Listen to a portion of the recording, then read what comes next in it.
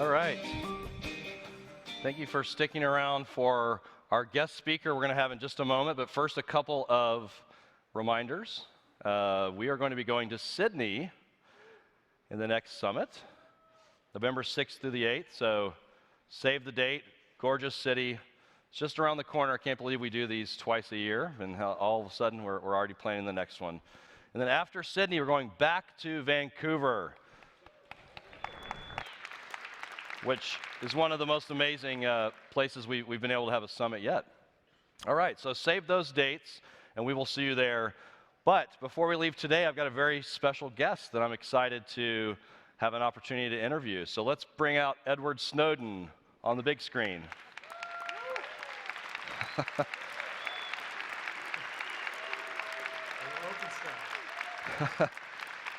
Welcome to your first, but hopefully not your last opportunity to join the OpenStack Summit. Sorry you couldn't be here in person.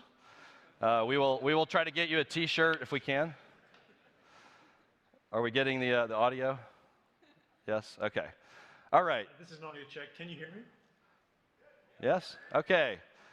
Everybody can hear you. So what you've got here in the OpenStack Summit is thousands of people who are really concerned about cloud computing, building cloud computing, running clouds. And so they're from all over the world, 60 plus countries. And what is your kind of take on cloud computing, and what does that mean from your point of view? So, there's a lot of different ways we can look at this. One is the abstract sense, where the ordinary user, how do they think about cloud? What does cloud mean to them? To them, cloud means, Google Apps, Gmail, things like that. They've got things up on somebody else's computer. On the other hand, we have what you guys do, and sort of the infrastructure as a service layer, which are really increasingly becoming the bones of the internet, the thing that we build upon. And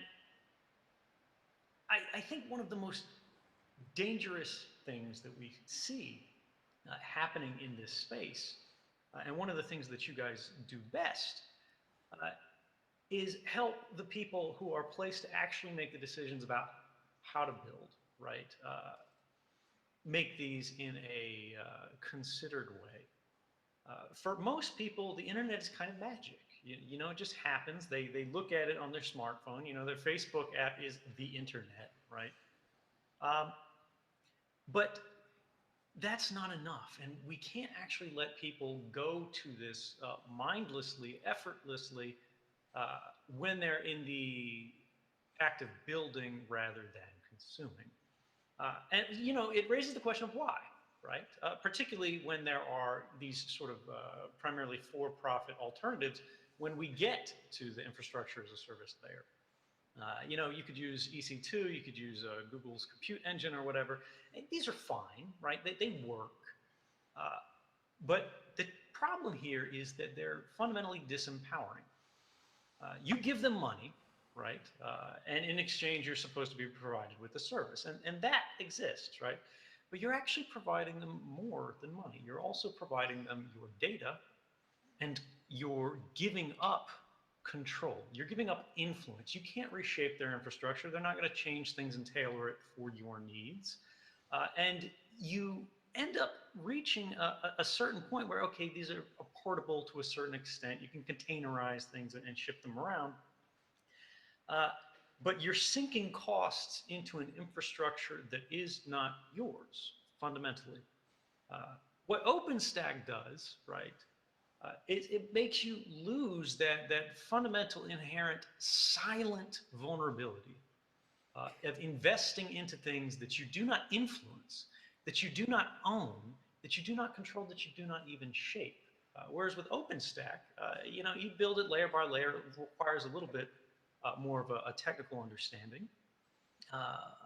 But as it's becoming more sophisticated, and as it continues to comply with this very free and open set of values that the open source community in general drives all over the place, but particularly here, we can start to envision a world where cloud infrastructures, right, are not private in the sense of private corporations, but private in the sense of personal, right? Whether you are a small business, whether you are a large business, whether you're a community of technologists, you can own it, you can control it, you can shape it, right? You can build, you can lay the foundation upon which everybody builds. And I think that's probably one of the most powerful ideas that shapes the history of the internet, and hopefully will allow us to direct the future of the internet in a more free rather than more closed way.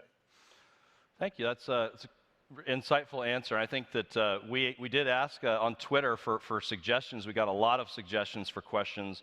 A lot of them were obviously in the realm of open source. We're all open source stackers here. And some of them, asked just for a little bit of background on your experience with open source. What projects do you use or have you experienced with? So kind of, what's in your toolbox open source wise? So probably my most famous involvement has been during the NSA revelations of 2013, which people don't really think about too much in depth because, the NSA is primarily running on a Windows infrastructure, right? They have Linux machines, they've got servers and things like that to do that.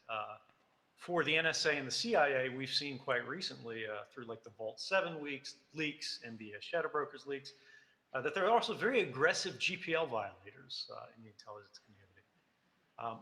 But on the We have a lot of licensing geeks here that are interested to hear that. There's this journalistic side, right? How did we actually make this happen? How did we effectuate the return of public information to public hands that revealed sort of unlawful activity, unconstitutional activity, the violation of rights or norms or laws? And this was almost entirely powered by open source, right? The Tor guards that I was going through, I stood up myself. They were running on Debian. We're using, all the journalists were using Tails, the Tails project as their interfaces, because I wanted to limit the amount of mistakes they could make. They were learning on the fly. Nobody had seen this. And of course, they weren't specialists in this. And the Tor project, was really the most critical piece for helping people. It's not to say it'll secure everyone from everything forever, but it gave them enough breathing room to make things happen. Now, since then, I was elected by the board as a director at Freedom of the Press Foundation. Now I have become the president of the Freedom of the Press Foundation. And my primary work there since joining has actually been expanding the open source development efforts that we have in-house there. Of course, we make Secure Drop, which is run at all the major important newsrooms in the United States and increasingly around the world now, for allowing sort of anonymous sources to contact journalists securely. But there are a lot of other really interesting efforts that you'll be hearing about more this year. One of them, for people that are interested in sort of open hardware space, is last year I gave a talk with Andrew Bunny Huang at the MIT's Forbidden Research Conference on what we call an introspection engine for modern smartphone. We're targeting the iPhone 6 here. And this gets into that central issue that we sort of talked again about with infrastructure, is you're running things on Google's stack, you're running things on Amazon's stack. How do you know when it starts spying on you? How do you know when your image has been passed to some adversarial group, right? Whether it's just taken by an employee and sold to a competitor, whether it's taken, copied for the FBI, whether legally or illegally, right? You really don't have any awareness of this because it's happening at a layer that's hidden from you. It doesn't matter whether it's rootkit, doesn't matter whether it's hypervisor, doesn't matter whether it's just a process stack. The same thing happens with our phones, right?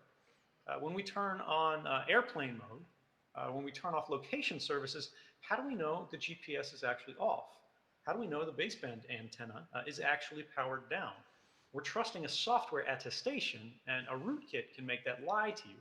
So we are developing a hardware, which is free and open. Anybody will be able to replicate this. We're going to provide the plans. We've already written the paper about it, where you will be able to actually look at the electron flow over these circuit paths to confirm that for yourself. Wow. Okay, that's great that you're driving forward into open source in some meaningful ways. Appreciate you sharing that. I think another theme that I heard from asking for questions out there in our community was, for those of us who are working on open technologies, what are some of the ethical implications or obligations that people have if they're working on something, not knowing necessarily how it might get used, and maybe in ways that they don't necessarily agree with personally? Think beyond what the license says is clearly lesson number one from this year. That stuff matters. The capability matters. And we have to recognize that, all government involvement isn't necessarily a bad thing, right? All intelligence agencies aren't necessarily bad either. There's a lot of good people at NSA. There's a lot of good people even at CIA. It's hard to say it, but there's even some good people at the FBI.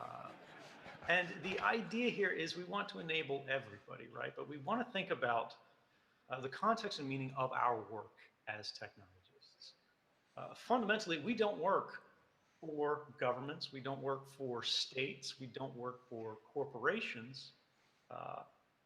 We should be working for the spirit of technology itself, moving people closer to a more empowered future.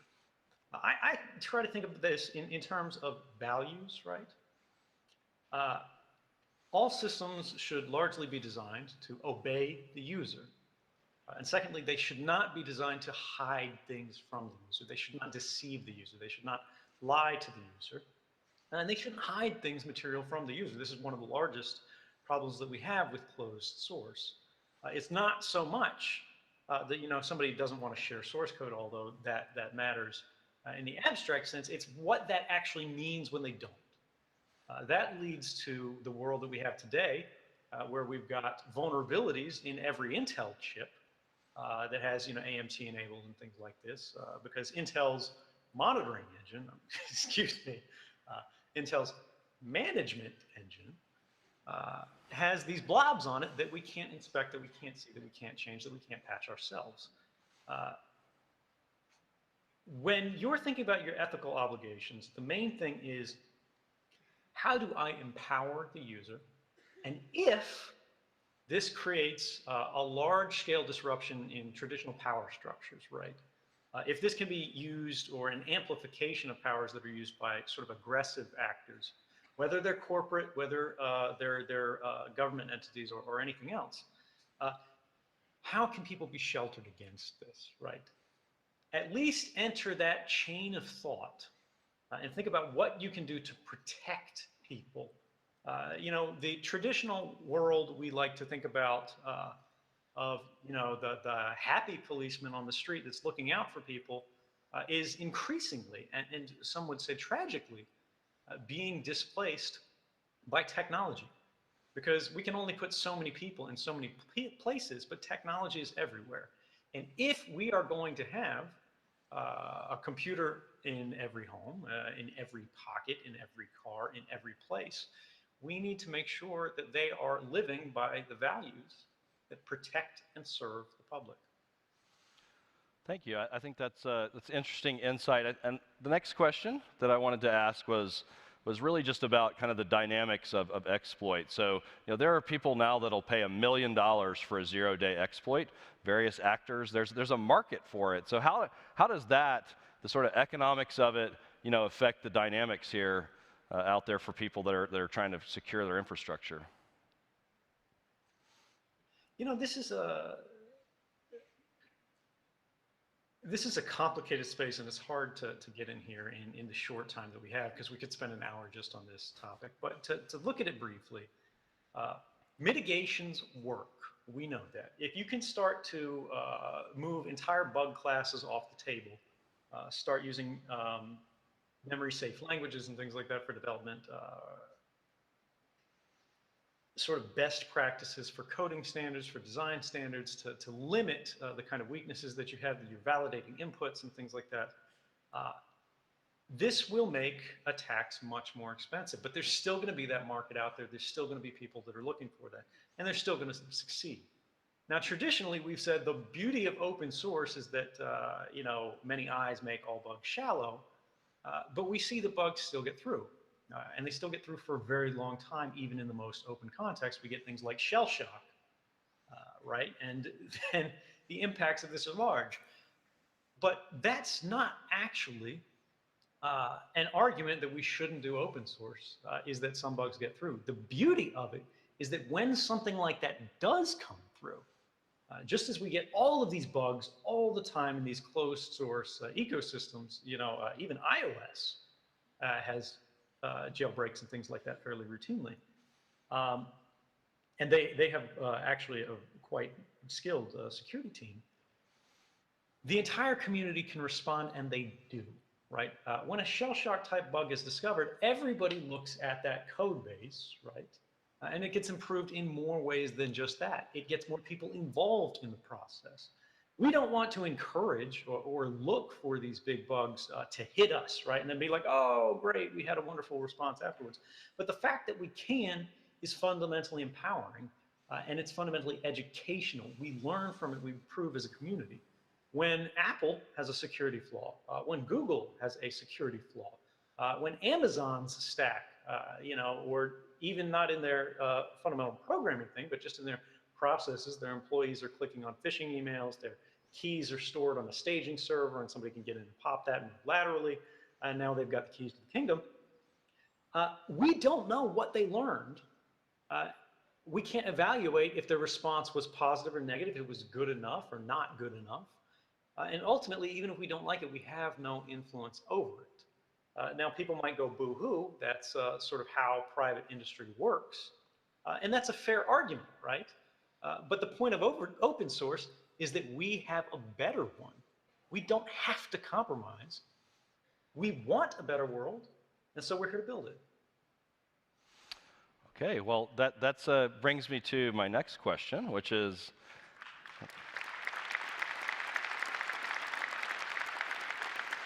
I think they're ready to build a better world. So you've got the right audience here.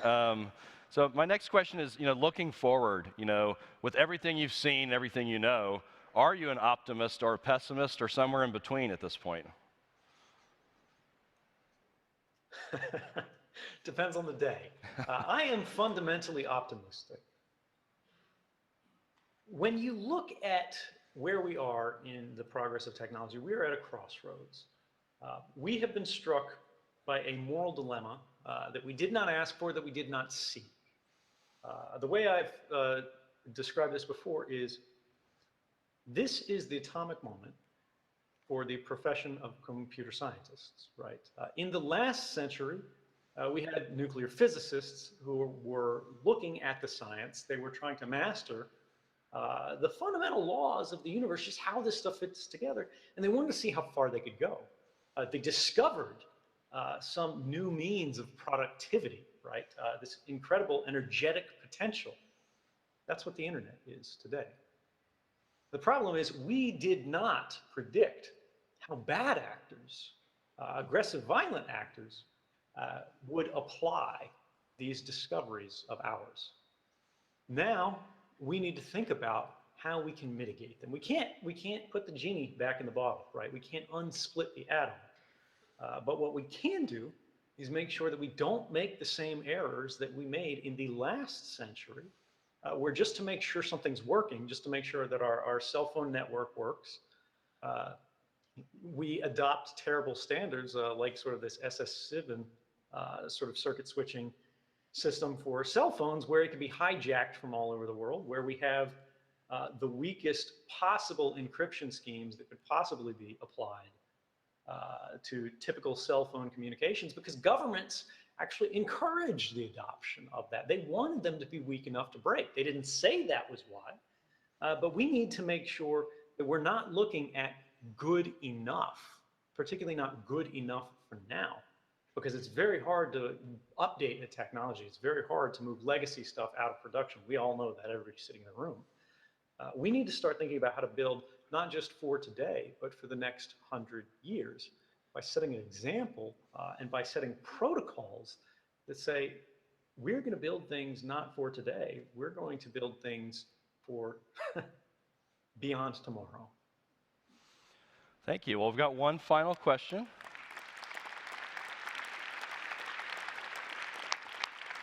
One final question from the audience, getting slightly more political. Well, what can we do, this person asked, to reverse the trend of protectionism and nationalism? It's a pretty heavy topic. This is extremely complex. When you look at the political dynamics today, whether it's the election in the United States, the closeness of the election in France, laws that we see being passed in the United Kingdom. They passed the most extreme surveillance bill in the history of Western democracy last year, called the Investigatory Powers Bill. In places like Russia, we see laws like the Yarovaya Paket, it's called here. Russians call it simply the Big Brother law. And when Russians are calling a surveillance law the Big Brother law, you know there's a problem. Fear has become the most common political value in the world. Saying, but terrorism will defang any opposition, it will silence any counter proposals, and this puts us in a systemically vulnerable place where the traditional systems of checks and balances upon which Western civilization has relied upon, particularly since the democratic process sort of spread around the world, are starting to fail. Courts are afraid to rule in areas that are politically controversial, even though they are legally quite clear. For example, all this mass surveillance in the United States is a pretty clear violation of the Fourth Amendment. Any sort of expert group like the ACLU looks at this, is filing cases about it, and the courts are very hesitant. They work these things through the appeals process about on a 10-year span because they don't want to be seen as simply applying the law in the way that makes sense and the way that would restrict the government in the way that it traditionally has, because judges are people too, right? Judges are vulnerable to fear in the same way everybody else is. Politicians are vulnerable to fear in the same way everybody else is. Presidents are vulnerable to fear in the same way. And this creates a world in which the weakest link in the fabric of the safeguards of our rights is increasingly becoming human. Now, this leaves us in a place where the traditional mechanisms of enforcing human rights are beginning to fail. So we have to develop new ones. The beautiful thing is, at the same time these old processes are beginning to fail, technology, we're seeing glimpses where it can enforce human rights in new ways beyond borders, right? Let's say you have a country that doesn't respect human rights as well as the global standard, right?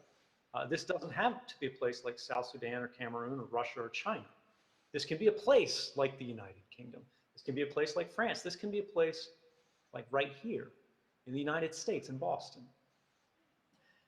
But if we develop protocols, systems that are invisibly surrounding us every day, they're in our pockets, right? Even if somebody doesn't touch the internet personally, their communications are transiting the internet. They're relying upon this fabric that we've built, this mesh, whether it's the infrastructure that you're providing that a hospital is putting their records on, right? That a 90-year-old woman who doesn't even have a computer is still relying on.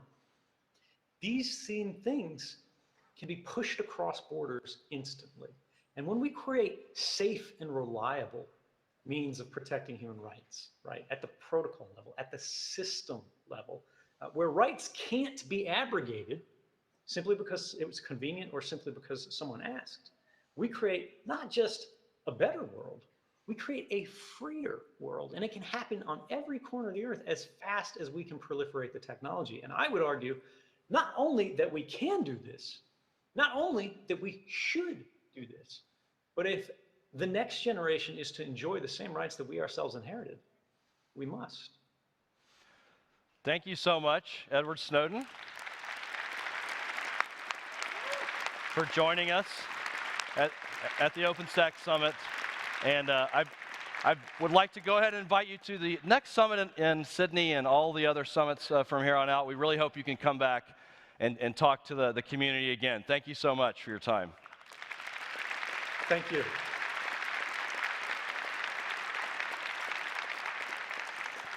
Well, folks, that's all we've got for this morning's keynotes. I hope that was interesting for everybody. I know I enjoyed it. But as you leave, be sure to remember our maxim: have a good time with OpenStack.